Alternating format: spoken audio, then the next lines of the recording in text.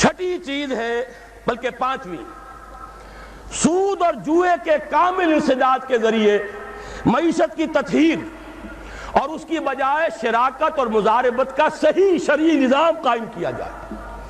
یہ وہ چیز ہے جو میں عرض کر چکا ہوں، ان میں سے ایک تو بہت آسان ہے۔ واقعہ یہ ہے کہ اس میں تو کوئی زلزلہ نہیں آتا، کوئی مشکل نہیں آتی۔ جوئے اور سٹے کو آج حرام کیا جا سکتا ہے بغیر اس کے کہ سرے منہ بھی کوئی فرق یہاں واقع ہو، کوئی مشکل پیدا ہو۔ فرق تو ہوگا، نجاست ختم ہو جائے گی، قرآن جسے کہہ رہا رجس من عمل الشیطان، تطہیر ہو جائے گی، لیکن یہ کہ کوئی زلزلہ نہیں آئے گا کہ کوئی ہماری نظام معیشت کا وہ لازمی حصہ ہے۔ سود کے بارے میں مانتا ہوں زلزلہ آئے گا، لیکن یہ زلزلہ خوش آئند زلزلہ ہے، اور جب تک یہ زلزلہ نہیں آئے گا تدریجاً سود ختم نہیں کیا جا سکتا۔ جب ایک طرف آپ حرام کی دکان کھلی رکھیں گے اور حرام سستا مل رہا ہوگا، دوسری طرف حلال ہوگا اور وہ مہنگا ہوگا، عام آدمی لازماً پانی جو ہے نشیب کی طرف جاتا ہے وہ حرام کی طرف راغب ہو جائے گا۔ حرام کا دروازہ بند کیجئے۔ اب سرمایہ کہاں جائے گا؟ گھر میں نہیں رکھا رہے گا، گھر میں رکھا رہے گا پگھل جائے گا برف کی طرح، گھر میں رکھا جائے گا ڈیویلیویشن کے ذریعے سے، انفلیشن کے ذریعے سے کم ہوتا چلا جائے گا، لا محالہ اسے میدان میں آنا پڑے گا، اور میدان میں آنے کے دو ہی راستے ہیں، مضاربت یا شراکت، یا یہ کہ خود کام کرو۔ ہماری عظیم اکثریت تو انہی لوگوں پر ہے، اپنا سرمایہ اپنی دکان، تھوڑی پونجی ہے ریڈی لگا رہا ہے، اس سے بھی کم ہے چھابڑی لے کر اپنے سر پر پھر رہا ہے۔ زیادہ اکثریت تو ان لوگوں کی ہے، لیکن جو بہت بڑے بڑے لوگ ہیں کارخانے لگائیں شراکت کی بنیاد پر، کمپنیاں چلائیں مضاربت کی صحیح بنیاد پر۔ یہ لیبل جو ہے سود کے اوپر، یہ چاہے وہ پی ایل ایس ہے اور چاہے مضاربہ اس وقت جو ہو رہا ہے، وہ بہت بڑی جسارت ہے کہ سود کو مضاربہ کہا گیا ہے۔ یہ جتنے بھی نظام ہم نے اختیار کیے ہیں یہ در حقیقت کل کے کل سود ہیں۔ ہر بینکر سے پوچھ لیجئے، لکھ کر تو نہیں دے گا اس لیے کہ سرکاری ملازم ہے، اس کے بھی بال بچے ہیں، وہ بھی میرے اور آپ کی طرح اللہ تعالیٰ پر اعتماد اور توکل نہیں رکھتا، اسے بھی تنخواہ کا سہارا ہے، لیکن یہ کہ پوچھ لیجئے فوراً کہے گا کہ یہ وہی سود ہے، صرف لیبل بدلا ہے۔ حقیقت میں سود کو ختم کریں گے تو اللہ اور اس کے رسول سے ہماری صلح ہوگی، مصالحت ہوگی، ورنہ اللہ اور اس کے رسول کے خلاف جنگ کرتے رہیے، عذاب پر عذاب کے کوڑے آئیں گے۔ اور کوئی عجب نہیں کہ وہ چھوٹا کوڑا جس نے 2 لخت کیا تھا، لیکن غنیمت تھا کہ مشرقی پاکستان ون پیس رہا، ایک ملک تو رہا۔ بنگلہ دیش ہے، مسلمانوں کی اکثریت کا ملک ہے، وہ دور بھی گزر گیا جبکہ وہاں کسی نے یہ کہا تھا کہ اگرچہ بنگلہ دیش آبادی کے لحاظ سے سب سے بڑا مسلمان ملک ہے، but we won't like to be called a Muslim country، ہم یہ نہیں چاہیں گے کہ ہمیں مسلمان ملک کہا جائے۔ انا للہ و انا الیہ راجعون۔ یہ پہلے وزیر خارجہ تھے بنگلہ دیش کے، لیکن اللہ کا شکر ہے وہ وقت گیا، ون پیس ہے۔ کبھی بھولی ہوئی منزل بھی یاد آتی ہے راہی کو، اگر ہم نے کوئی قدم اٹھا لیا۔ یہ جنرل صاحب جو اپنا خون بہا کر آئے ہیں اس سرزمین میں، کیا جب کہ ہمارے اور فوجیوں کے اور جتنے لوگوں نے وہاں خون بہائے ہیں اور جن کے خون وہاں جذب ہوئے ہیں وہ رنگ لائے گی ہنا پتھر پہ گھس جانے کے بعد، اور پھر وہ ملک کم سے کم ون پیس ہے، ون پیس باقی ہے، ون پیس واپس بھی آ سکتا ہے۔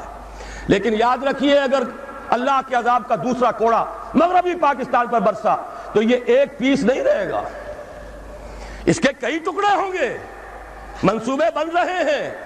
کبھی کوئی ہمیں سناتا ہے اور امریکہ ہی کی سازش ہے، یہودیوں کی پشت پناہی ہے، کراچی کو الگ کرو، دیکھو ہانگ کانگ کو، دیکھو سنگاپور کو، سنگاپور آبادی میں تم سے 1/3، رقبے میں تم سے 1/3، صرف کراچی شہر سے بھی آبادی میں 1/3، اور دنیا میں کیا اس نے تہلکہ مچا دیا ہے، اس کی تجارت اور صنعت کے ڈنکے بج رہے ہیں۔ کیوں نہیں تم بھی علیحد ہو جاتے؟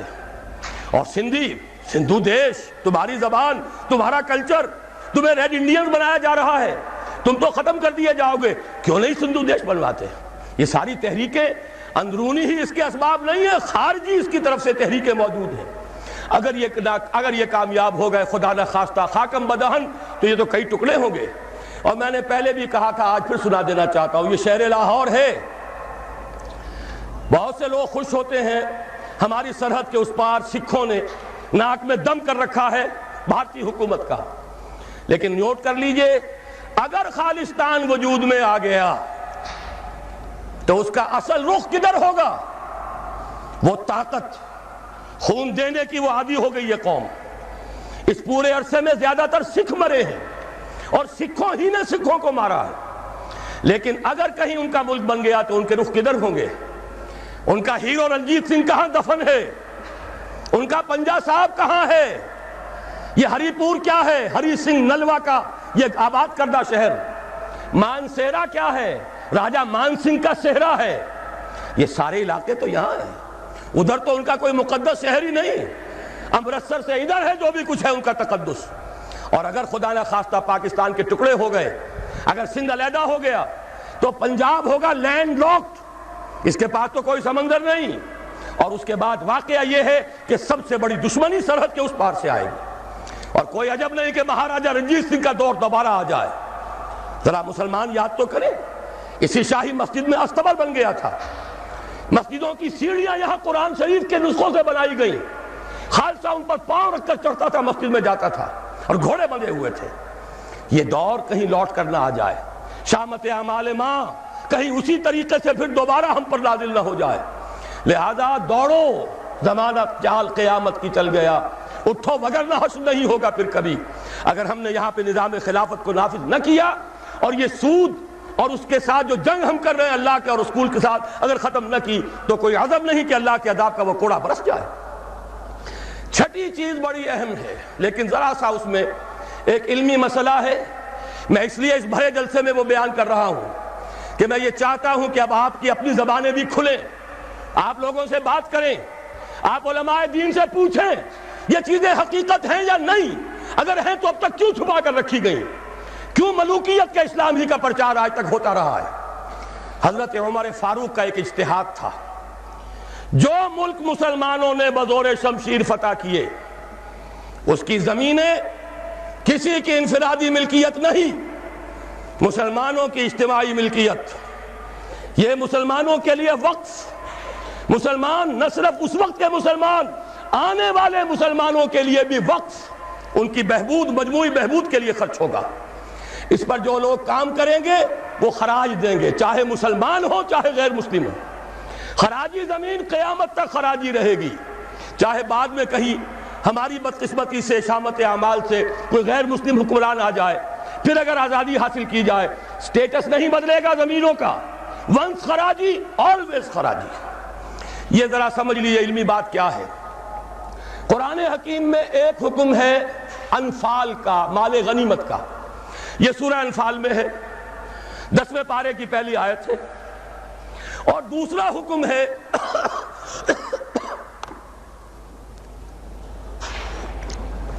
اموال فے کا. یہ سورہ حشر میں ہے. اموال غنیمت کا قانون یہ ہے کہ 5واں حصہ 1/5 بیت المال کا، 4/5 مجاہدین میں تقسیم ہو جائے گا.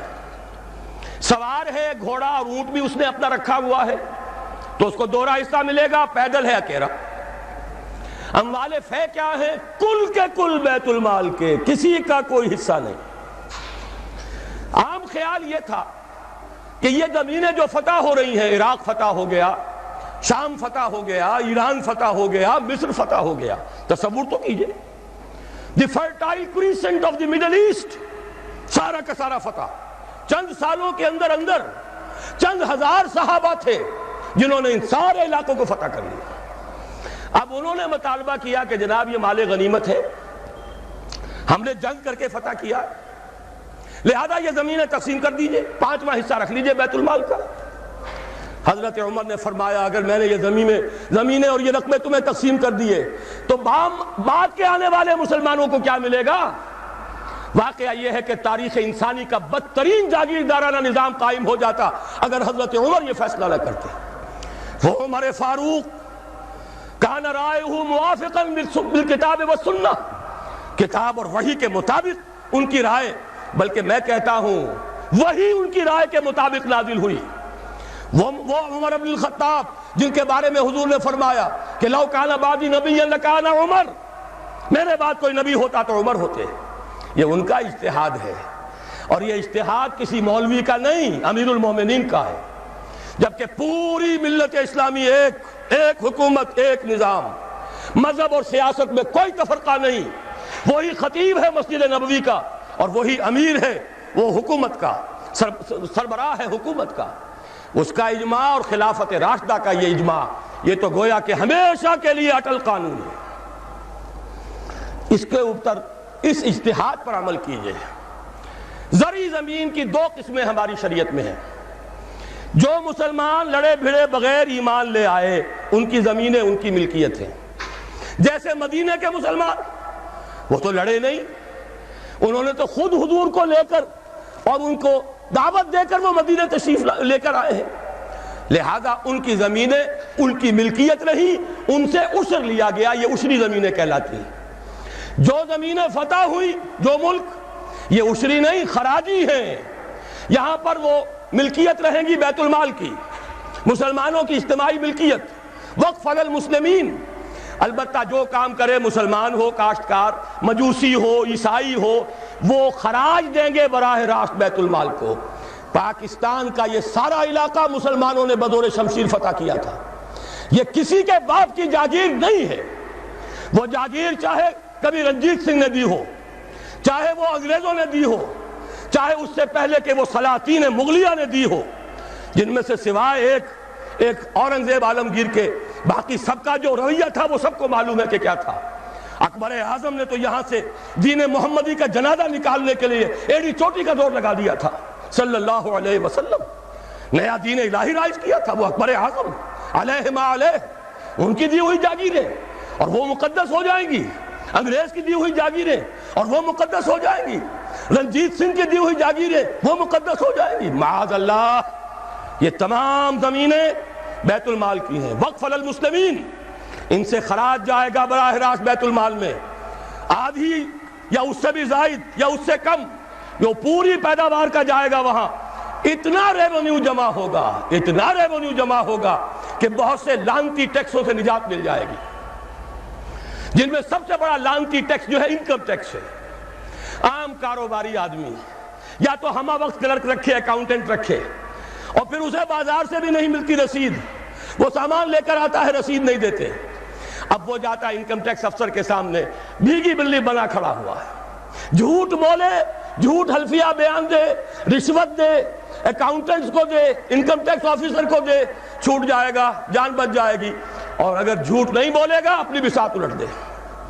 لہذا تقریباً سب کے سب جھوٹے ہو گئے، جھوٹے حلف دیتے ہیں.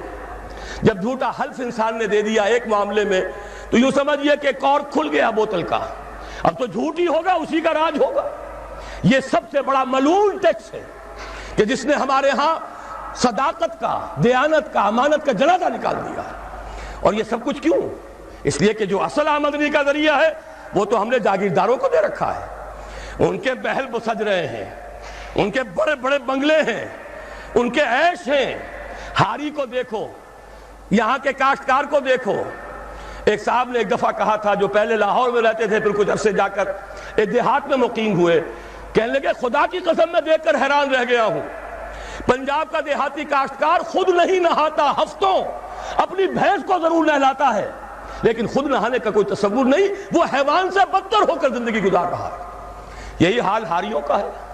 یہی آپ جا کر دیکھیے وہ بیچارے بھیڑے بکریاں پالنے والے بلوچستان کا عام بلوچ. اور عیش کن کے ہیں سرداروں کے، عیش کن کے ہیں جاگیرداروں کے، زمینداروں کے. یہ سارا نظام ختم کر کے اور اس اجتہاد کی اصول پر یہ ساری زمینیں خراجی ہیں. اسی شہر لاہور کی بات کہہ رہا ہوں.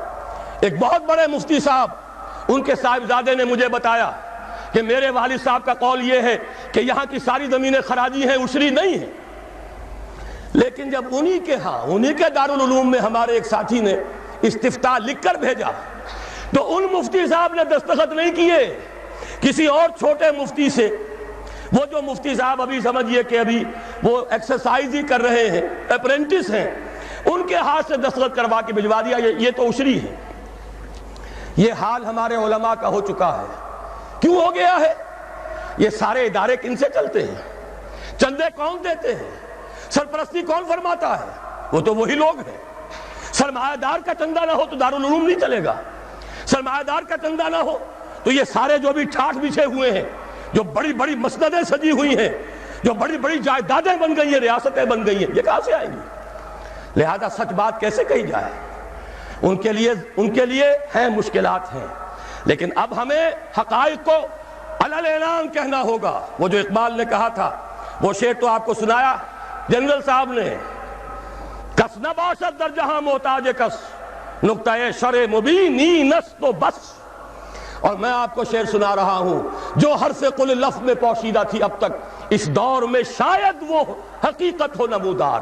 اور میں ابتدا میں کہہ چکا ہوں علامہ اقبال کی بات، میں ان کا ادنا طالب علم ہوں، ویسے میں انہیں کوئی معصوم نہیں سمجھتا، ان کی عملی زندگی ہمارے لیے مثالی نہیں ہے، قابل تقلید نہیں ہے، ان کا فکر ہے جو بہت بلند ہے۔ مجھے آج کے دور میں، اس پوری صدی میں، فکر کے اعتبار سے ان کے قریب بھی کوئی شخص نظر نہیں آیا آج تک۔ 60ویں برس میں ہوں اپنی عمر کے میں، اور مطالعہ کر رہا ہوں کم سے کم 40 برس سے۔ لیکن یہ کہ اپنی جگہ ہے، عظمت ایک پہلو سے بہت ہے، دوسرے پہلو سے وہ ہمارے لیے کوئی واجب التقلید نہیں۔ عملی زندگی خود وہ کہہ گئے، اقبال بڑا اپدیشک ہے، من باتوں میں موہ لیتا ہے، گفتار کا یہ غازی تو بنا، کردار کا غازی بن نہ سکا۔ کوئی بات نہیں، اللہ معاف فرمائے گا عمل کو۔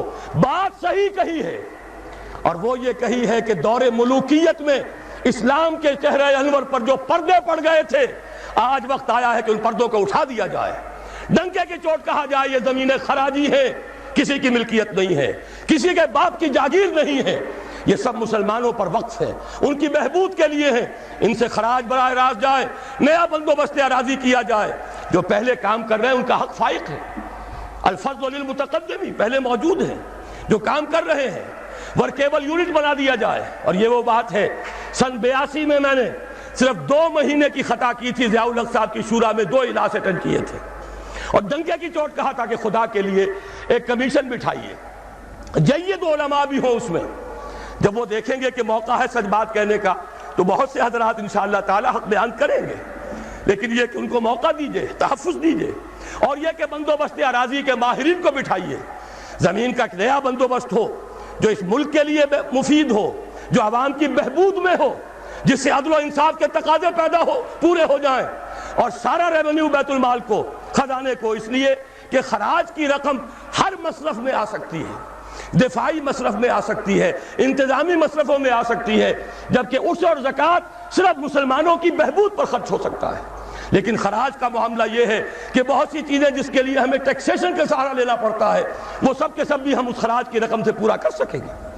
بہرحال یہ بڑا مشکل کام ہے، اس مشکل ہی کے لیے دعوت دینے کے لیے آپ کی خدمت میں حاضری ہوئی۔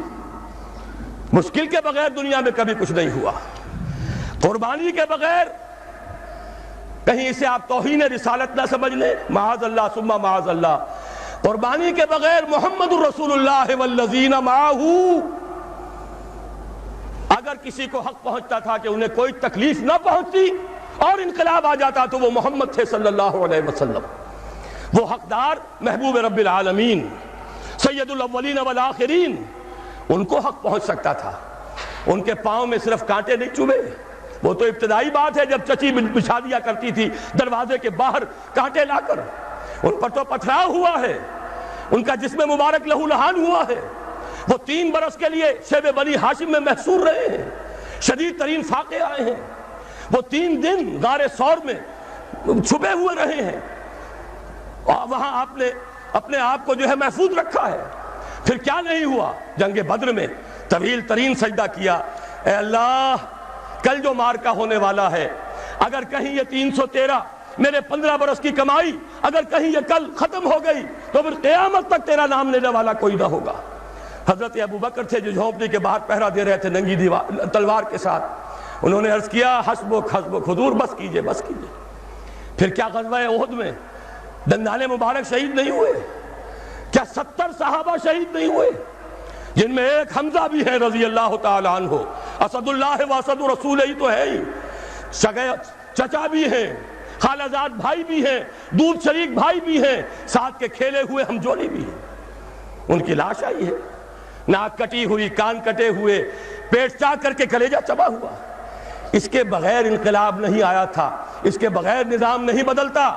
یہاں تو زرعی ٹیکس کوئی لگنے نہیں دیتا، مرکز سے ذرا سی کوئی پالیسی مجھے تو نہیں معلوم کہ کیا آئی ہوگی، مجھے کوئی توقع ہی نہیں کہ وہاں سے کوئی خیر بھی آ سکتا ہے، لیکن یہ کہ کوئی ایسی تھی کہ وہ نازک مزاج شاہاں، ان کے لیے تو وہ بھی ناقابل برداشت ہو گئی.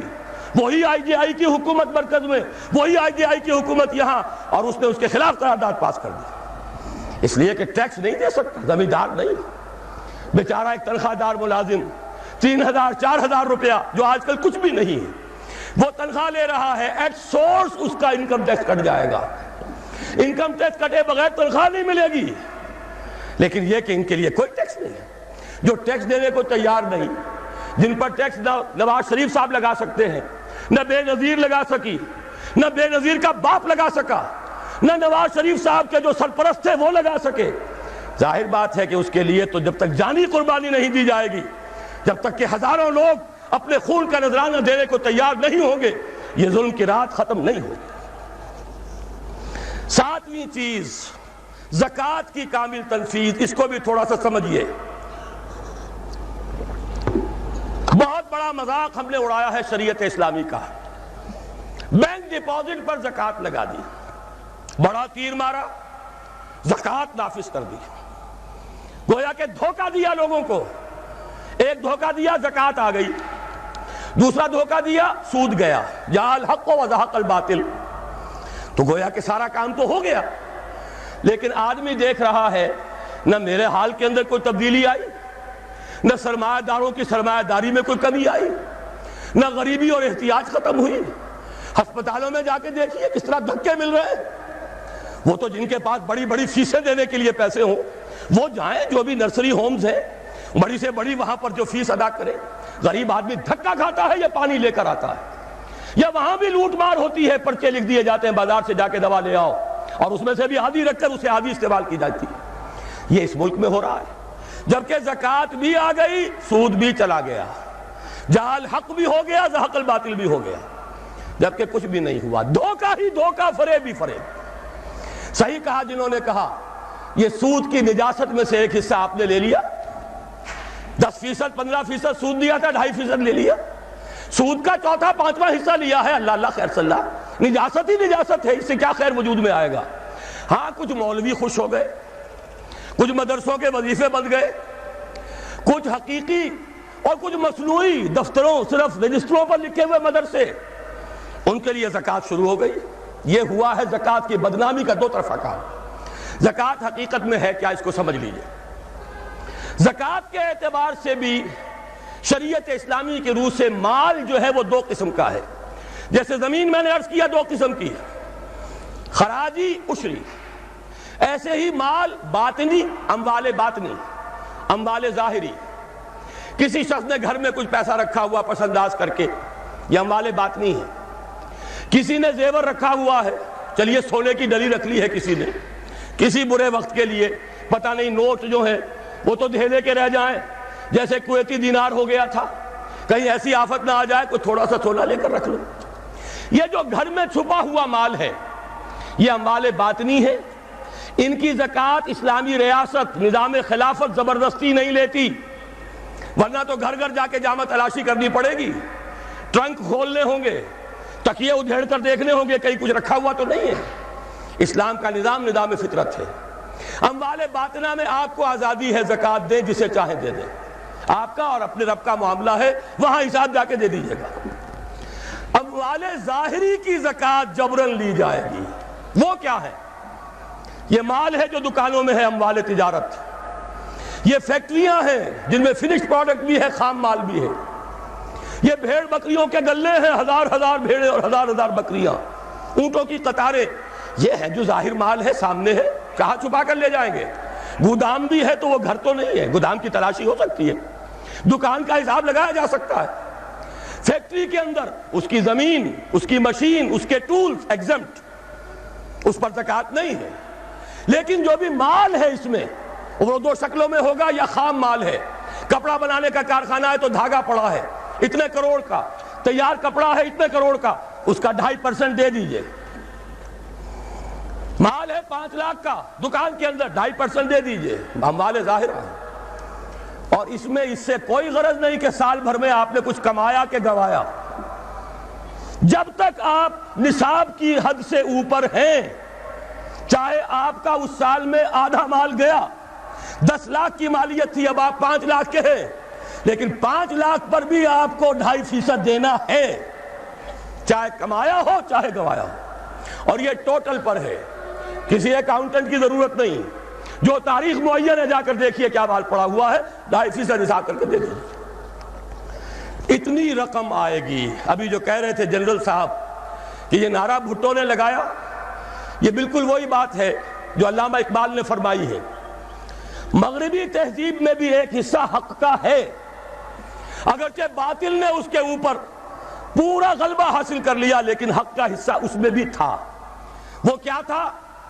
اوہام پر اپنی بات نہ قائم کرو، لا تقف ما لیس لک بہ علم ان السمع والبصر والفؤاد کل اولئک کان عنہ مسئولا۔ علم پر بات کرو، وہم پر نہیں، محض تصورات پر نہیں، محض توہمات پر نہیں، علم پر، موقف تمہارا علم پر قائم ہونا چاہیے۔ یہ بات تھی، انہوں نے لی، توہمات کو ختم کیا، کھول آنکھ، زمین دیکھ، فلک دیکھ، فضا دیکھ، مشرق سے ابھرتے ہوئے سورج کو ذرا دیکھ، لہذا سائنس بڑھی، ٹیکنالوجی بڑھی، آئی ان کے ہاں ترقی آئی۔ اسی طرح یہ سمجھ لیجئے روٹی، کپڑا اور مکان کوئی کافرانہ نعرہ نہیں تھا، یہ افراد کا بنیادی حق ہے، اور تاریخ انسانی میں پہلی مرتبہ عمر فاروق نے اس حق کا بیان کیا۔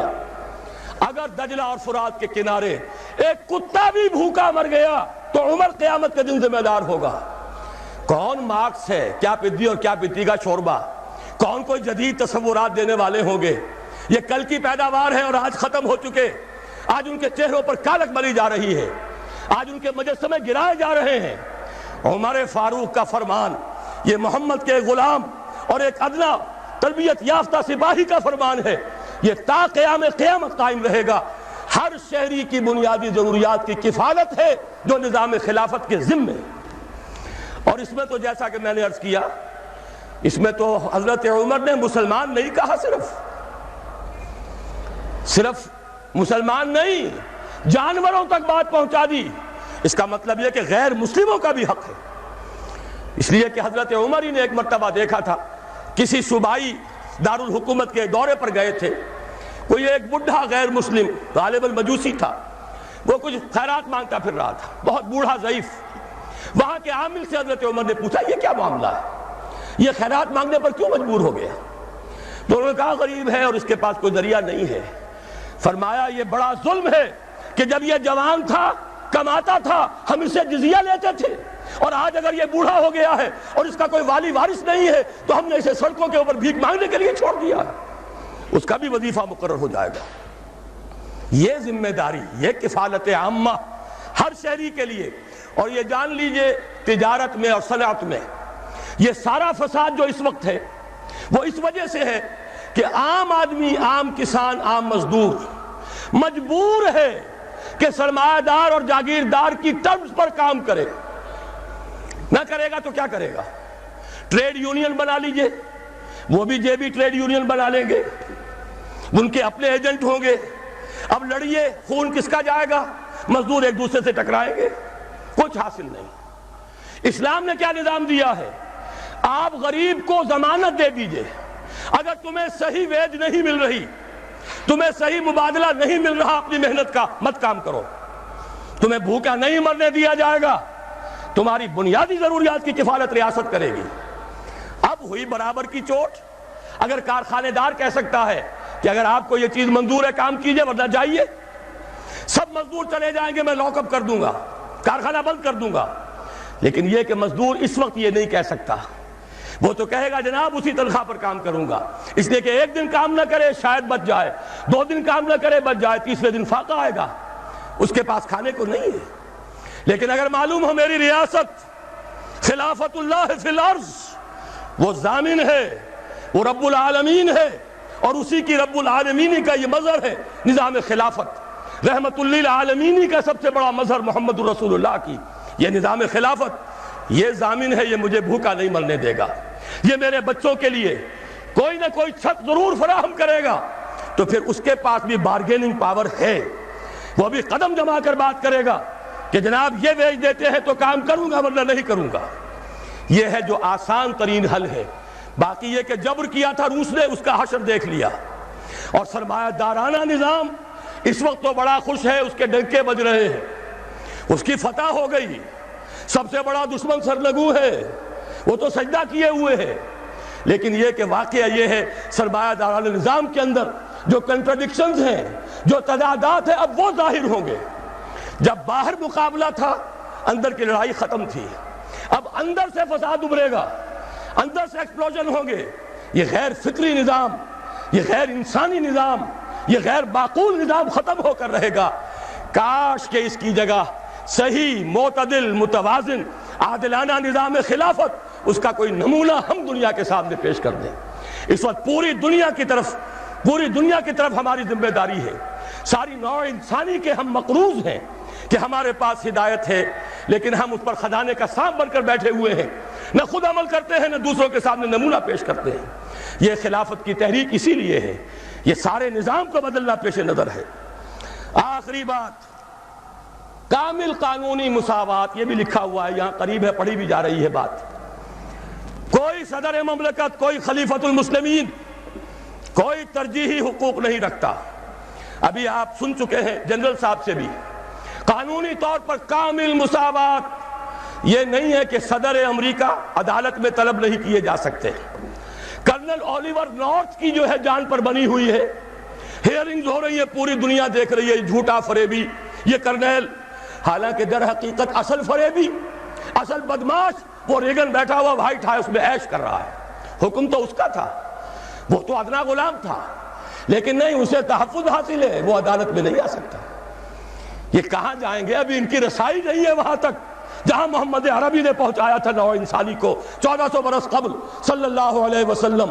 وفداہ آباؤنا و امہاتنا، وہاں خلیفہ وقت بھی پیش ہوتا تھا، مدعی کی حیثیت سے بھی، مدعا علیہ کی حیثیت سے بھی. اسے اپنے کرتوں کا حساب دینا پڑتا تھا کہ کہاں سے بنا ہے. کوئی تحفظ نہیں تھا کہ میں خلیفہ ہوں، مجھ سے کہاں پوچھ سکتے ہو. وہ نظام، کسی کے لیے کوئی تحفظ نہیں. اسی لیے علامہ اقبال نے کہا تھا، یہ جو بھی کوئی خیر خوبی کہیں پیچ ورک میں نظر آ جاتی ہے، یہاں کوئی ہے روشنی، یہاں کوئی روشنی ہے، یہاں کوئی آزادی ہے، یہاں تھوڑی سی مساوات ہے. یہ جو بھی خیر نظر آتا ہے، ہر کجا بینی جہان رنگ و بو، آنکھ از خاکش بروید آرزو، یا ز نور مصطفیٰ اورا بہاشت، یا ہنوز اندر تلاش مصطفیٰ. ابھی تو جہاں محمد رسول اللہ نے پہنچایا تھا نوع انسانی کو، ابھی تو انسان اس کی گرد کو نہیں پہنچ پایا.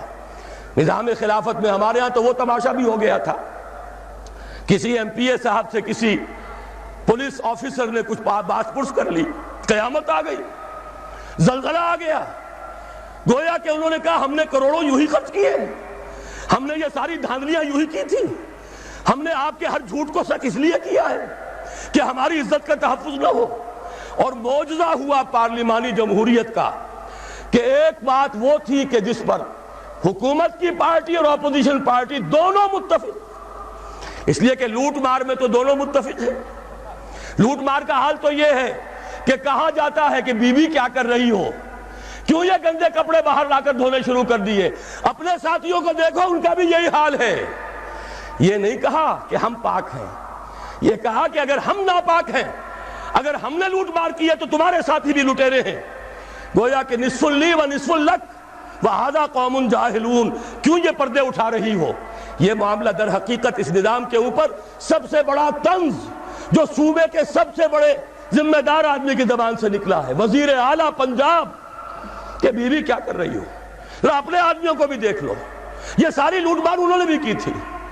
کہ ہم ہی نہیں ہیں، سنتے ہیں اگلے زمانے میں کوئی میر بھی تھا، سب نے تم نے یہی کام کیے ہیں. اسلام میں کوئی تحفظ نہیں ہے، قانونی مساوات.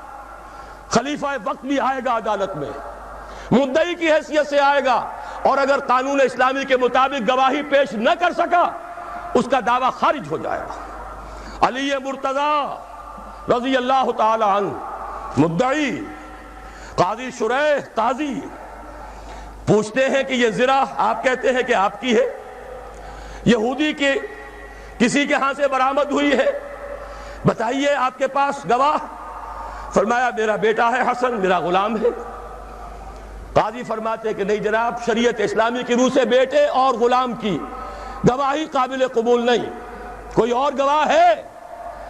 فرمایا نہیں، دعویٰ خارج۔ کوئی شخص، قاضی شریح تو خیر بہت بڑی شے ہے، کوئی بات کا عام مسلمان بھی حضرت علی کے بارے میں یہ گمان کرے کہ وہ جھوٹ بول سکتے تھے تو ایمان کے لالے پڑ جائیں گے، ایمان ختم ہو جائے گا۔ کیا وہ جھوٹے مدعی تھے؟ ہرگز نہیں۔ لیکن قانون ہے، قانون میں سب برابر ہوں گے۔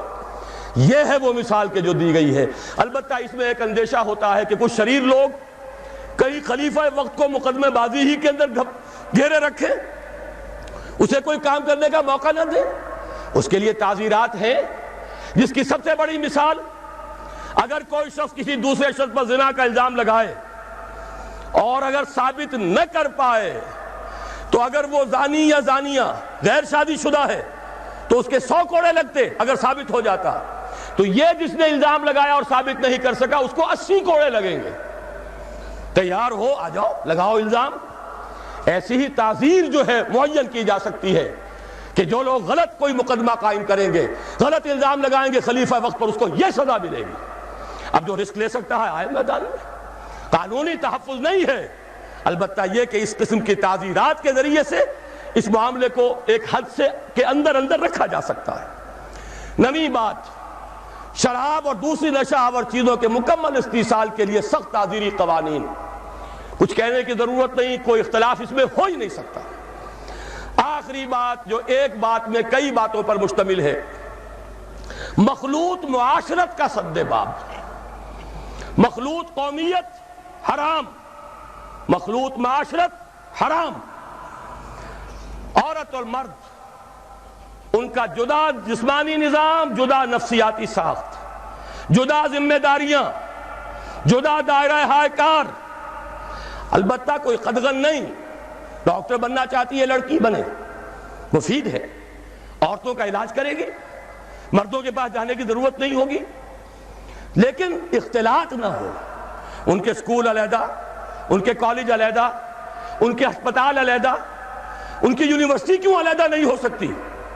اگر فرض کیجئے ضرورت ہے کہ یہ دنیا جو ہے اقتصادی دنیا ہے، انسان اکنامک اینیمل بن کر رہ گیا ہے اور ہمیں مقابلہ کرنا ہے، تو ہماری عورتیں بھی کام کریں، ہاتھ بٹائیں مردوں کا صنعتی پروڈکشن میں، کوئی حرج نہیں، اسلام نے حرام نہیں کیا، لیکن ان کے لیے کاٹیج انڈسٹری کا بندوبست کیجئے، گھر میں مال پہنچائیے اور لیجئے مال وہاں سے، یا ایسے انڈسٹریل یونٹس قائم کریں جن میں عورتیں کام کریں، عورتیں ہی سپروائز کریں، لہذا اور ان کے جو کام کے گھنٹے ہیں، اوقات کار کم رکھے جائیں تاکہ وہ گھر میں جا کر خاتون خانہ کے فرائض، بیوی کے فرائض وہ بھی صحیح طور سے انجام دے سکیں۔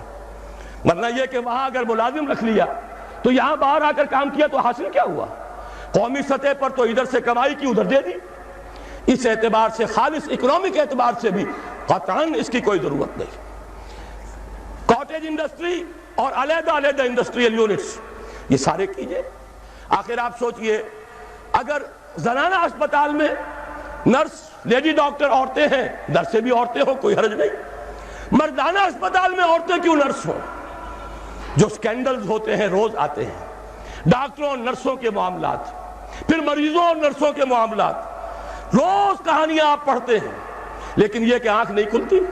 معلوم ہوتا ہے انگریز چھوڑ گیا ہے، وہ نائٹنگیل، اس کا کوئی پیدا کردہ نظام، وہ یہ دنیا میں چلتا رہے گا۔ میں نے تو عرض کیا نا کہ معلوم ہوا جو شے وہ چھوڑ گیا ہے، پارلیمانی نظام جمہوریت سے لے کر کرکٹ کے گیم تک پوری وفاداری کے ساتھ بشرط استواری، اسی کو ہم نے ایمان سمجھا ہوا ہے۔ اس سے نکل کر اور پھر یہ کہ عورت اگر باہر آئے مجبوراً، ستر اور حجاب کے احکام کی پابندی کرائی جائے گی۔ ہمارے پڑوسی ملک میں کروا لی گئی، اگرچہ اب وہاں پر دوبارہ ڈھیل آ رہی ہے، اس کی کچھ اور وجوہات ہیں، لیکن ایک مرتبہ تو انہوں نے تماشا کر کے دکھا دیا ان کی تہذیب کو۔ یہ چونکہ مولانا ظفر علی خان کا شعر ہے اس لیے سنا رہا ہوں، اگرچہ ایک لفظ اس میں غیر ثقہ آ گیا ہے۔ تہذیب نو کے منہ پہ وہ تھپڑ رسید کر جو اس حرامزادی کا حلیہ بگاڑ دے، کم سے کم انہوں نے ایک دفعہ تو کر کے دکھایا۔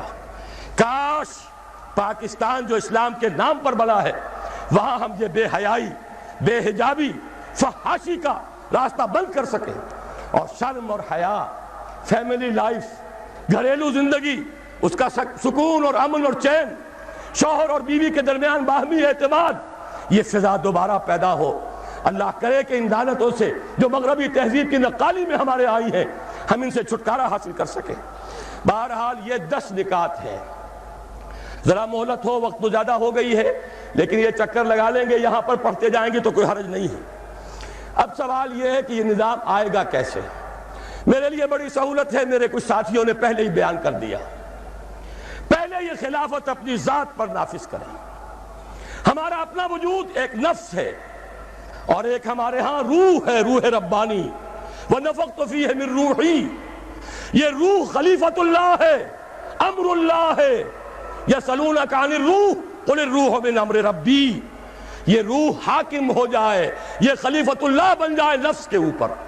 پہلا کام یہ ہے، اسی کو کہا گیا ہے اصل جہاد۔ حضور نے فرمایا المجاہد من جاہد نفسہ، پوچھا گیا ای الجہاد افضل یا رسول اللہ، فرمایا ان تجاہد نفسک فی طاعت اللہ۔ پھر نمبر 2، آپ کا ایک دائرہ اختیار ہے، آپ کا گھر ہے، اس میں آپ خلیفت اللہ ہیں۔ اگر یہاں آپ اسلام کو نافذ نہیں کر سکتے تو اسلام کا نام زبان پر نہ لائیں، ہرگز فارم پر نہ کیجئے ہمارے ساتھ تعاون کا۔ اگر عزم کر لے کہ ہاں اب کروں گا، تب فارم پر کیجئے، تب دستخط کیجئے۔ لیکن یہ کہ اگر یہ ارادہ نہیں ہے، صرف نعرے لگانے ہیں، تو میں آپ کا ساتھ نہیں چاہتا۔ یہ تو پروسیس شروع ہوگا اپنی ذات سے، اپنے گھر سے، پھر بنو ایک بنیاد مرصوص، سیاسی کشمکش سے علیحدہ، کسی کی دوستی نہ کسی کی دشمنی۔ دوستی ہو تو اللہ سے اور اس کے رسول سے، وفاداری ہو اس کے دین سے، لڑائی ہے ہر اس شخص سے کہ جو اللہ کا باغی ہو، اللہ کے رسول سے جس نے منہ موڑا ہو، قرآن کے حرام کے اوپر عمل پیرا ہو، اس سے ہماری دشمنی۔ آج توبہ کر لے ہمارا دوست ہے، کسے باشد کوئی ہو وہ ہمارا ساتھی ہے، لیکن توبہ شرط لازم ہے۔ جب تک یہ نہیں کریں گے توبوا الی اللہ توبۃ نصوحا، انفرادی توبہ، اجتماعی توبہ، پھر جمع ہو کر بنیاد مرصوص بنو، سڑکوں پر آؤ، اب یہ حرام کام ہم نہیں ہونے دیں گے۔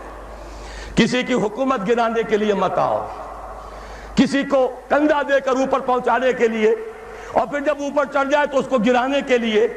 اسی کشمکش میں گزری میری زندگی کی راتیں، اس کے اندر پوری توانائیاں برباد نہ کر دو۔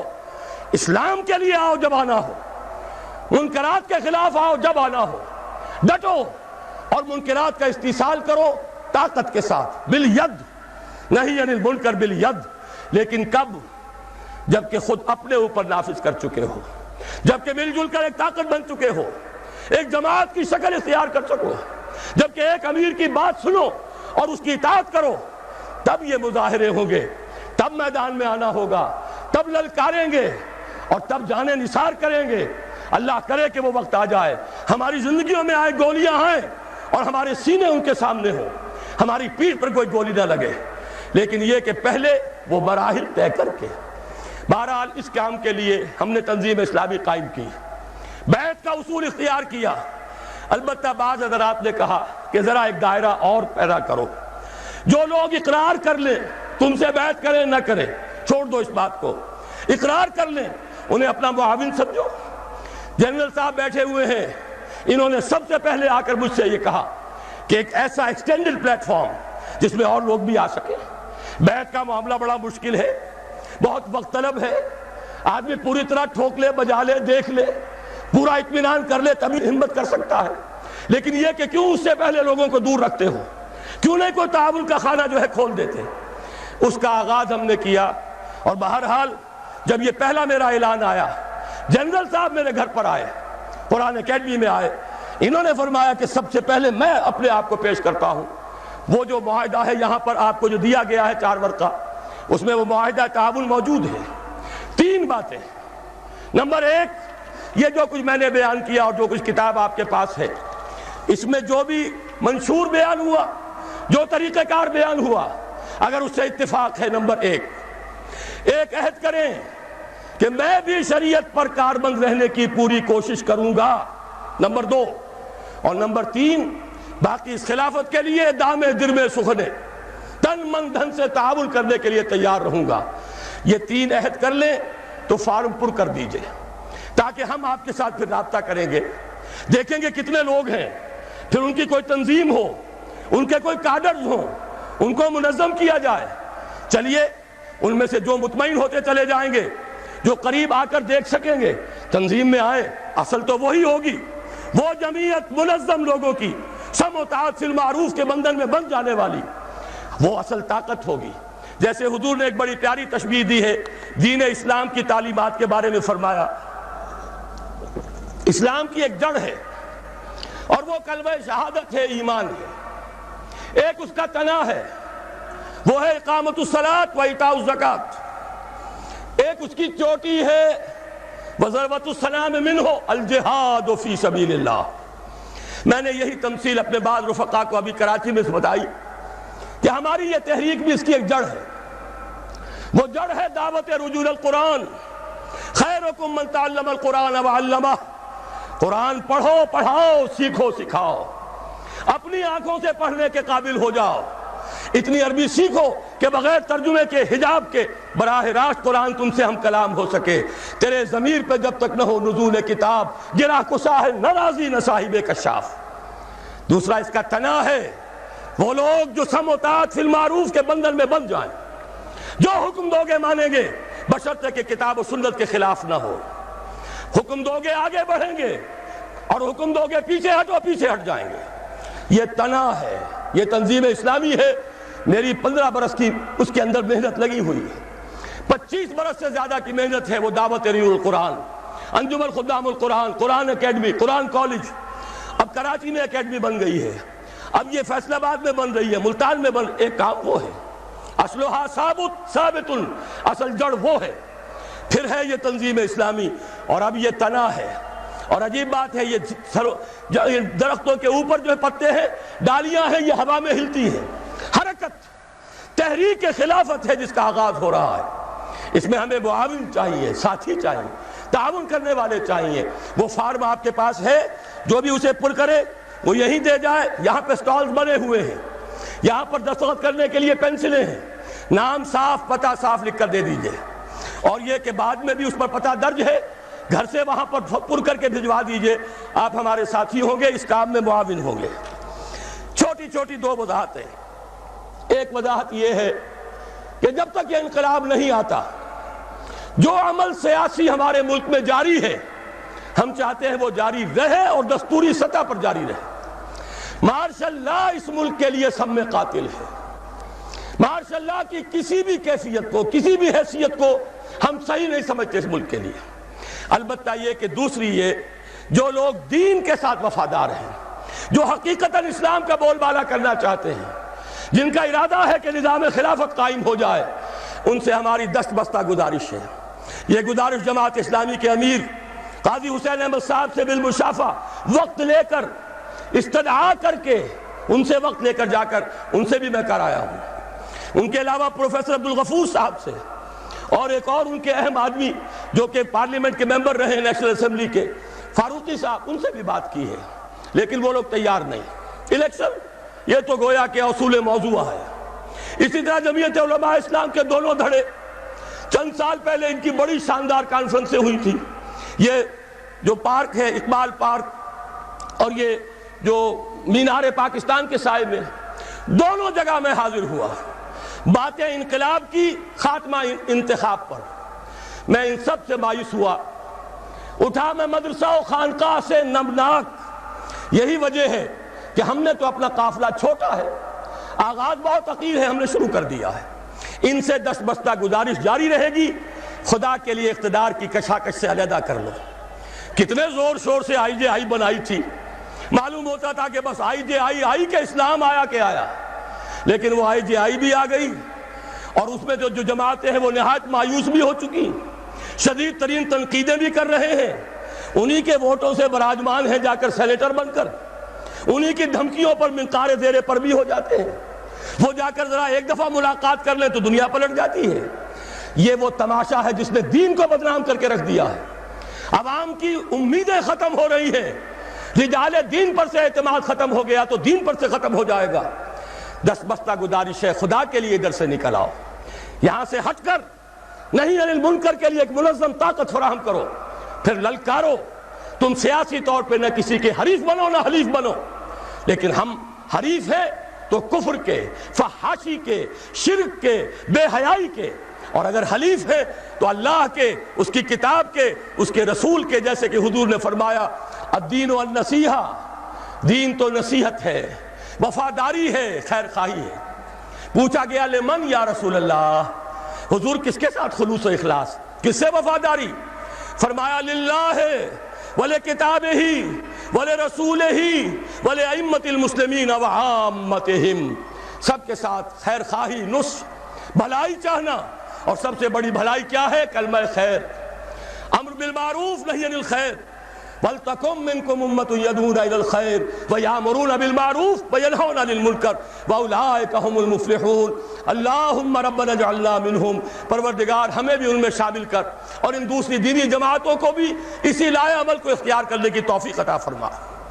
آخری بات عرض کر رہا ہوں، میرا ایمان ہے، اور میں سمجھتا ہوں جسے بھی محمد رسول اللہ کی رسالت پر ایمان ہے اس کو بھی یقین ہوگا یہ عالمی خلافت کا نظام لازماً قائم ہوگا، ایک گھر نہیں بچے گا جس میں یہ قائم نہ ہو، لیکن کب ہوگا، کہاں ہوگا، یہ ہم نہیں جانتے۔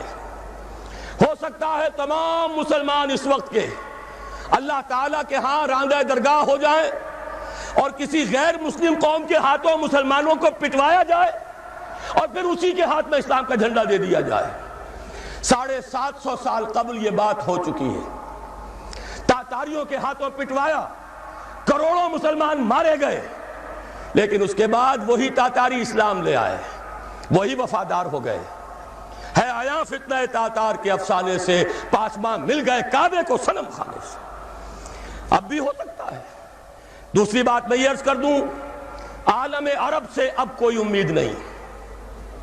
عربوں کو جتنی فضیلت حاصل تھی اتنے ہی وہ عذاب الہی کے مستحق ہو چکے۔ ان کی زبان میں اللہ کا کلام نازل ہوا، اس سے بڑی فضیلت کوئی ہوگی؟ ان میں سے تھے محمد رسول اللہ صلی اللہ علیہ وسلم، اس سے بڑے فخر کی بات کوئی ہوگی؟ پھر غیروں کے دریوزہ گر، پھر یہ ملوکیت کے ٹھاٹ، کہاں نظام خلافت، اور کہاں یہ جانتا ہوں میں یہ امت حامل قرآن نہیں ہے، وہی سرمایہ داری بندہ مومن کا دین۔ جانتا ہوں میں کہ مشرق کی اندھیری رات میں بے ید بیضا ہے پیران حرم کی آستی۔ ظاہر بات ہے کہ جب ان کا طرز عمل یہ ہے، کوئی روس کا پجاری تھا، کوئی امریکہ کے گھڑے کی مچھلی، کوئی ان کا نمک پروردہ، کوئی ان کی زیر حفاظت، وہ تو عذاب کے شکنجے میں آ چکے ہیں۔ نیو ورلڈ آرڈر جو جیو ورلڈ آرڈر ہے، یہ عالم صہیونیت اس کے 100 برس کے خوابوں کی تعبیر ہے جو ہو رہی ہے۔ 1898 میں انہوں نے ایک نقشہ بنایا تھا، 1948 میں 50 برس بعد اسرائیل قائم ہو گیا، اور اب 3-4 برس کے اندر اندر گریٹر اسرائیل نظر آ رہا ہے، دیکھنے والے دیکھ رہے ہیں، حقیقت میں تو بن چکا ہے۔ یہ تو صرف اشک سوئی ہے عربوں کی، جو یہ بیکر صاحب 6واں دورہ اور 7واں دورہ اور 8واں دورہ، اور آج یروشلم میں اور کل قاہرہ میں اور پرسوں عمان میں، یہ سب دھوکہ اور فریب۔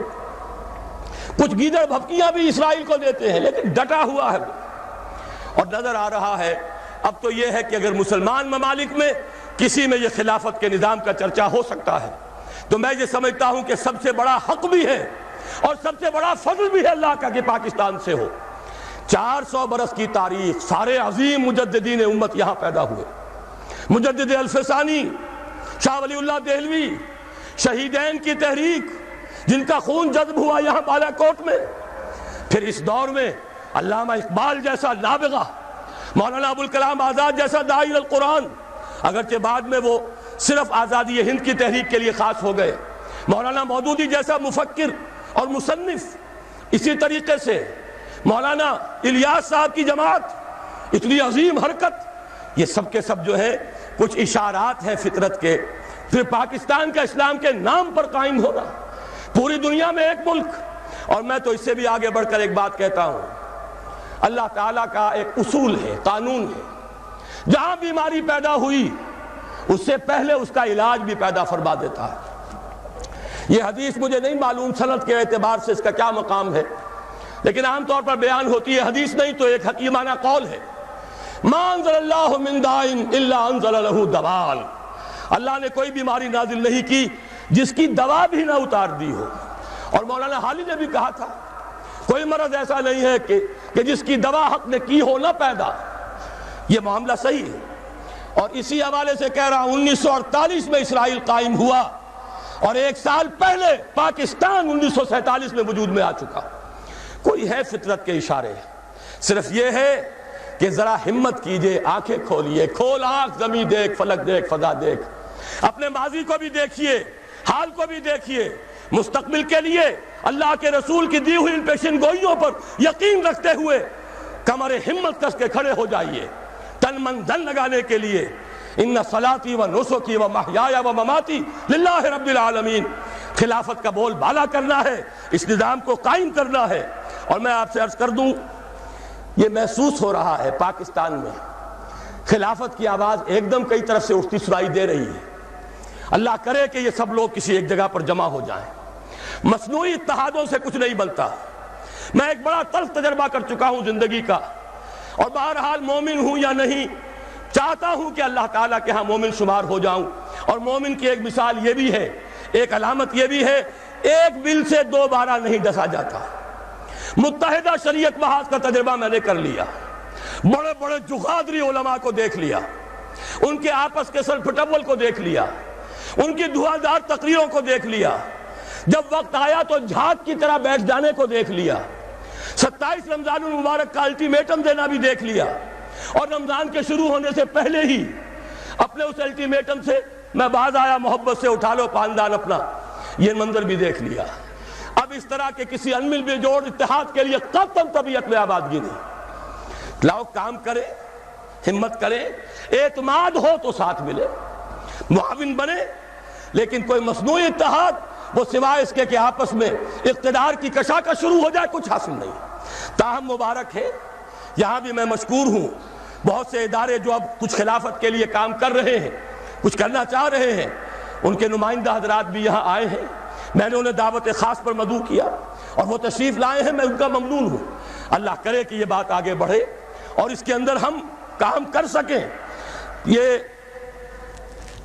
ہو سکتا ہے کہ اگر ہم یہ کام کر گزریں تو علامہ اقبال سے یہ بات شروع ہوئی تھی، علامہ اقبال ہی کے ایک مصرے پر ختم کر رہا ہوں، اگر یہ شرطیں ہم پوری کریں، یہ طریقہ کار اختیار کریں، اگر ہم اللہ تعالیٰ کے فضل و کرم سے، اس کی توفیق سے اجتماعی توبہ کریں، اپنے گھروں میں خلافت قائم کریں، اللہ تعالیٰ اس عرض پاکستان پر بھی خلافت قائم کر دے۔ کوئی بعید نہیں، بلکہ مجھے تو بہت امید ہے، اگرچہ فوری نہیں، وقت لگے گا، ہو سکتا ہے زلزلہ آئے، ہو سکتا ہے ہماری کوئی اور شامت آئے، ہم پر کوئی اور عذاب کا کوڑا برسے، لیکن مجھے توقع یہی ہے ان دی لانگ رن کہ اسی عرض پاکستان سے عالمی خلافت کا آغاز ہوگا۔ لیکن جو لوگ عالمی خلافت کی بات کرتے ہیں انہیں یہ سوچ لینا چاہیے، اس کا فطری اور عقلی طریقہ صرف یہ ہے کہ پہلے کسی ایک خطہ ارضی میں وہ نظام قائم ہو، تب آگے پھیلے گا۔ گھر میں بیٹھ کر پورے عالم کی باتیں کرنا بہت آسان، وہاں تو شاہ فہد بیٹھے ہوئے ہیں، لمن الملک اليوم، بادشاہی تو ان کی ہے، billions and billions of dollar کے محل تو ان کو بنتے ہیں۔ اپنی ملوکیت کے تحفظ کے لیے یہود و نصارہ کی فوجیں لا کر جزیرہ نما عرب میں انہوں نے بٹھائی ہیں۔ کون خلافت کو ماننے والا ہے؟ یہاں غنیمت سمجھو کہ کم سے کم آزادی ہے، بات کر سکتے ہو، اگر تم نظم کو نہ توڑو، بدامنی نہ کرو تو حق حاصل ہے یہاں پر تحریک چلانے کا، منظم ہو، پرامن ہو، دستور آپ کو حق دیتا ہے، حق کہیے، حق کا بول بالا کرنے کے لیے جب طاقت ہو تو میدان میں آ جائیے، گولیاں کھائیے، جانے دیجیے، کوئی آپ کے اوپر قدغن نہیں ہے۔ کیا عجب کہ اللہ تعالیٰ اس سرزمین کو چن لے، ہمیں توفیق دے، اور اس کے نتیجے میں میرے عرب کو آئی ٹھنڈی ہوا جہاں سے، میرا وطن وہی ہے، میرا وطن وہی ہے، کاش کہ اس شعر کا مصداق کامل ارض پاکستان بن جائے۔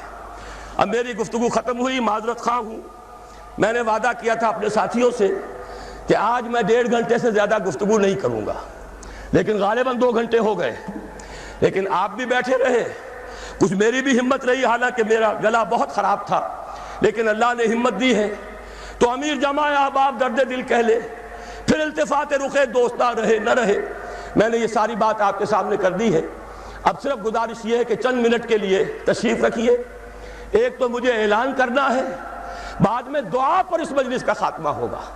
یہ جو کچھ آپ نے محنت کی ہے، وقت لگایا ہے، اپنی یہاں پر رات کی نیند جو ہے اس کا ایثار کیا ہے، تو اللہ تعالیٰ سے کچھ مانگ کر بھی اٹھیے. اور اس سے پہلے جو صدر مجلس ہیں، میں ان سے درخواست کرتا ہوں سید سراج الحق صاحب سے کہ وہ آپ سے بہت مختصر خطاب کریں. اس کے بعد دعا ہوگی انشاءاللہ، اور پھر یہ اجلاس ہم برخاست کریں گے. اقول قولی ھذا واستغفر اللہ لی ولکم ولسائر المسلمین والمسلمات.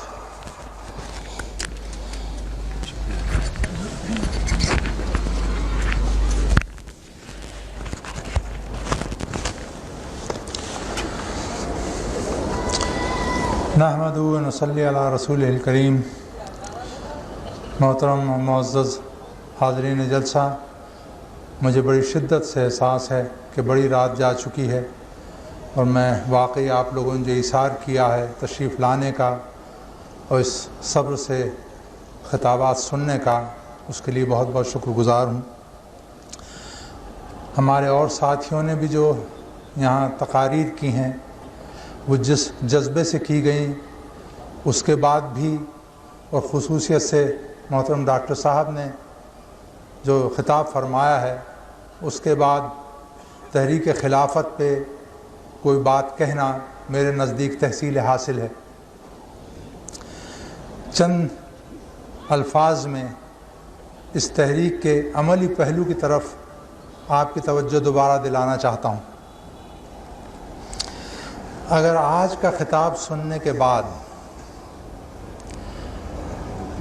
آپ کا دل یہ گواہی دے رہا ہے کہ کرنے کا اصل کام یہی ہے، امت مسلمہ کی، پاکستان کے مسلمانوں کی اور خود پاکستان کی خیر، بھلائی، بقا اسی میں ہے کہ نظام خلافت قائم کیا جائے، تو پھر آپ پر یہ لازم ہے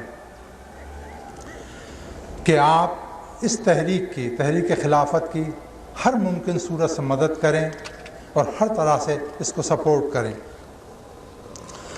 بے شک میں یہ بات سمجھتا ہوں کہ جس گہرائی میں یہ بات آپ کے دل میں اتری ہے، جس درجے میں آپ کا دل اور آپ کا جی اس بات کی گواہی دے رہا ہے کہ ہاں یہ کرنے کا کام ہے، اسی درجے میں آپ اس تحریک کی معاونت اور مدد کر سکتے ہیں.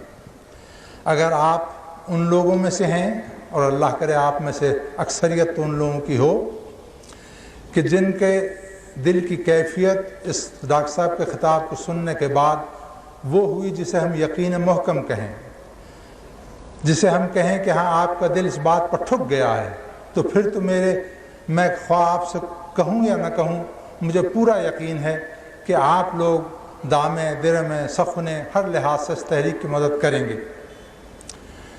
لیکن اگر آپ کے دل میں یہ بات کمتر درجے میں بھی اتری ہو، تب بھی آپ پر یہ لازم ہے کہ آپ کم سے کم اس تحریک کے پیغام کو پہنچائیں دوسروں تک. جو یہاں پمفلٹ تقسیم ہوئے ہیں ان کو دوسروں تک پہنچائیں، ہم سے اور پمفلٹ لیں اور پبلک تک پہنچائیں. اللہ اگر آپ لوگوں کو توفیق دے تو آپ خود وہ پمفلٹ تحریک خلافت کے چھپوائیے اور تقسیم کیجیے.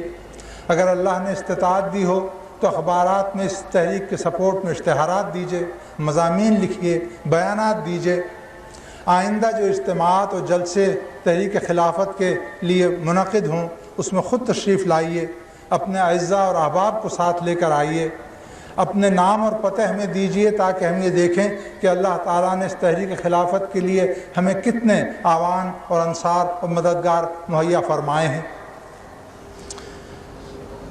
یہاں یہ ضرور کہنا چاہتا ہوں کہ یہ نہ سمجھیے کہ یہ کام صرف ہمارے کرنے کا ہے، یہ کام مرکزی انجمن خدام القرآن کے کرنے کا ہے، یہ کام صرف تنظیم اسلامی کے کرنے کا ہے. میں سمجھتا ہوں کہ یہ کام ہم سب کے کرنے کا ہے، آپ کے کرنے کا ہے، سب مسلمانوں کے کرنے کا ہے، پوری امت مسلمہ کے کرنے کا ہے. اور ہم یہ کام، آپ یہ کام کیوں کریں؟ اس لیے کہ یہ اللہ تعالیٰ اور اس کے رسول صلی اللہ علیہ وسلم کا حکم ہے. اور اگر آپ ذرا بھی اس پر غور فرمائیں گے تو آپ کو یہ احساس ہوگا اور آپ کا دل یہ گواہی دے گا کہ اس کام کے کرنے میں ہی، اس جد و جہد کو، خلافت کی تحریک کو آگے چلانے اور بڑھانے میں، اسلام کے نظام، عدل اجتماعی کے نظام کو قائم کرنے میں، اسی میں مسلمانوں کی، امت مسلمہ کی دنیاوی بہتری، بھلائی اور خیر ہے، اور اسی میں آخرت میں نجات اور بھلائی اور اللہ تعالیٰ کے انعام و اکرام کے ہم توقع کر سکتے ہیں۔ ان الفاظ کے ساتھ ہی میں اپنی بات ختم کر رہا ہوں، اور اب میں دوبارہ ڈاکٹر اسرار احمد صاحب کو، داعی تحریک خلافت پاکستان اور امیر تنظیم اسلامی کو ایک بار پھر تکلیف دے رہا ہوں کہ وہ اجتماعی دعا پہ اس جلسے کا اختتام فرمائیں۔ شکریہ۔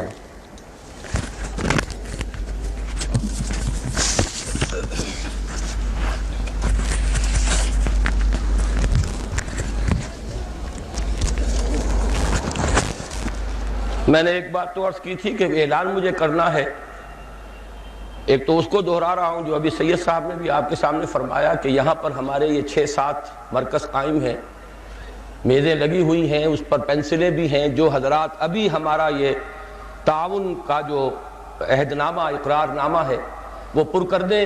یہ سب سے بڑھ کر گویا کہ جیسے ہی انسان کے دل میں کوئی جذبہ پیدا ہو تو اس کو اسی وقت در حقیقت کسی نہ کسی حرکت میں، کسی کام میں لگا دینا چاہیے، اسی میں برکت ہے۔ تاخیر میں وہ جذبات جو ہیں وہ ٹھنڈے پڑتے ہیں۔ باقی یہ کہ جو حضرات چاہیں اس خیال کو آگے پھیلانا، جو کتابچہ آپ کو ملا ہے وہ سینکڑوں کے حساب سے یہاں سے آپ کو مل سکتا ہے، ہماری جو لاگت قیمت ہے اس سے بھی کم پر ہم یہاں اس کو فراہم کر رہے ہیں، سبسیڈائز ریٹ پر، تاکہ آپ دوسروں تک پہنچائیں۔ تیسری بات جو اصل اعلان ہے وہ یہ ہے کہ کل میں جو مرکز کا پتہ اس وقت بھی موجود ہے ہمارے کتابچے پر بھی اور جو فارم دیا گیا ہے اس پر بھی، کل صبح 9 بجے سے 12 بجے تک میں وہاں موجود رہوں گا۔ آپ میں سے کوئی صاحب کوئی سوال کرنا چاہے، کوئی وضاحت طلب فرمانا چاہے، مجھے معلوم ہے کل چھٹی نہیں ہے، لیکن میں اس کے باوجود کہہ رہا ہوں اگر جذبہ اتنا بیدار ہو کہ آدمی اپنے کام کا یا اپنی یہ کہ رخصت جو ہے سالانہ ان میں سے ایک کی کمی کروانے کے لیے یہ قربانی تو دینے کو تیار ہو، وہی آئے، ورنہ باتیں بنانے والے اور صرف وقت گزاری کروانے کے لیے آنے والوں کا تو فائدہ نہیں ہے۔ کل صبح 9 بجے ہم ایک نشست رکھیں گے جو مرکزی دفتر ہے تنظیم اسلامی کا، یہ گڑھی شاہو میں 67 ہے، علامہ اقبال روڈ، مین روڈ پر ایک وہ پیٹرول پمپ ہے اور اس کے پیچھے ہے، وہاں بورڈ لگا ہوا ہے، وہی انشاءاللہ اس تحریک خلافت کا مرکزی دفتر ہوگا۔ وہاں کل صبح 9 بجے آپ تشریف لے آئیے تو میں انشاءاللہ تعالی وہاں آپ کے سوالات کا، لیکن یہ کہ 10 بجے تک جو حضرات آ جائیں گے صرف انہی کے جوابات دینے کا میں پابند ہوں گا، یہ نہیں کہ آپ ٹھیک 12 بجے تشریف لے آئیں۔ 9 بجے آئیے تاکہ ہم جلد از جلد اس کام کو بھی کر لیں، تاکہ اگر کوئی آپ کو خلجان ہے، کوئی شک ہے، شبہ ہے، وہ رفع ہو جائے۔ اب آخر میں دعا مانگ لیجئے۔ الحمدللہ الذی ہدانا لہذا وما کننا لنہتدی لولا ان ہدانا اللہ۔ کل شکر، کل حمد، کل ثنا، کل تعریف اس اللہ کے لیے ہے جس نے ہمیں ہدایت عطا فرمائی، اور اگر وہ ہمیں ہدایت نہ دیتا تو ہم کبھی ہدایت یافتہ نہ ہو سکتے۔ یہ بات اپنے ذہن میں رکھیے، اگر اس وقت آپ کو کچھ محسوس ہوا ہے، دل میں ایمان کی کوئی حرارت آپ محسوس کر رہے ہیں، تو یہ اللہ کی دین ہے، اللہ کا فضل ہے، یہ سب سے بڑی دولت ہے۔ کوئی جذبہ جہاد اگر اپنے اندر اگرائیاں پاتا ہوا آپ پائیں تو یہ اللہ کا شکر ادا کریں، الحمدللہ الذی ہدانا لہذا وما کننا لنہتدی لولا ان ہدانا اللہ، اور مزید دعا کریں ربنا لا تؤاخذنا، ربنا لا تزغ قلوبنا بعد اذ ہدیتنا وہب لنا من لدنک رحمہ انک انت الوہاب۔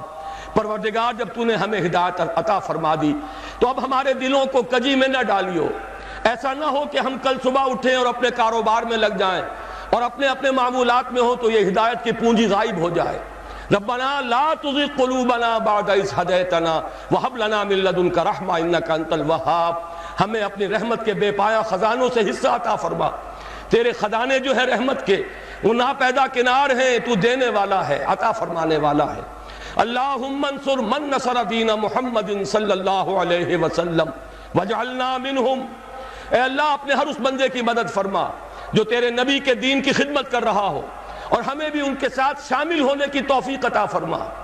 وَخْذُلْ مَنْ أَعْرَضَ عَنْ دِينِ مُحَمَّدٍ صلی اللہ علیہ وسلم وَلَا تَجْعَلْنَا مَعَهُمْ، اور ہر اس شخص کو ذلیل و خوار اور رسوا کر دے جو تیرے نبی کے دین سے روگردانی کرے، اور اے اللہ ہم کبھی دھوکے سے ایسے لوگوں کے پھندے میں نہ پھنس جائیں، اے اللہ ہمیں ان میں شامل ہونے سے بچا۔ اللہم اغفر لنا ولآبائنا ولأمہاتنا ولجمیع المؤمنین والمؤمنات والمسلمین والمسلمات الاحیاء منہم والاموات انک سمیع مجیب الدعوات۔ ربنا تقبل منا انک انت السمیع العلیم وتب علینا انک انت التواب الرحیم۔ اللہم وفقنا ان نجاہد فی سبیلک باموالنا وانفسنا، اللہم ارزقنا شہادتا فی سبیلک، وصلی اللہ تعالی علی خیر خلقہ محمد وآلہ واصحابہ۔